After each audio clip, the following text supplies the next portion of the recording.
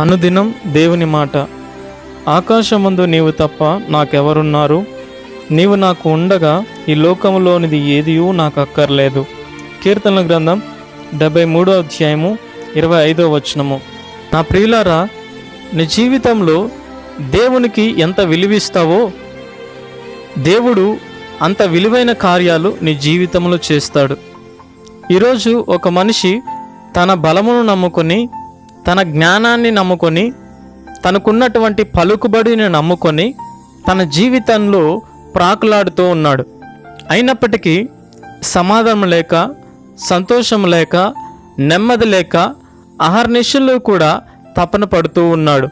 ఆలోచించండి నా ప్రియులారా, ఆసాపు వలె తీర్మానము కలిగి నువ్వు దేవుణ్ణి నమ్మినట్లయితే, ఆయన యందు విశ్వసించినట్లయితే, దేవుడికి నీ జీవితంలో ప్రాధాన్యత ఇచ్చినట్లయితే ఆయన నీకు సమస్తాన్ని కూడా సమకూడి జరిగిస్తాడు. నీ జీవితంలో కానీ, నీ పనుల్లో కానీ, నీ మార్గంలో కానీ, నీ కుటుంబంలో కానీ అన్నిటిలో కూడా దేవుని యొక్క సహాయము చేత నువ్వు తృప్తికరమైన జీవితాన్ని అనుభవించి దేవునికి సాక్షికరంగా జీవించగలుగుతావు.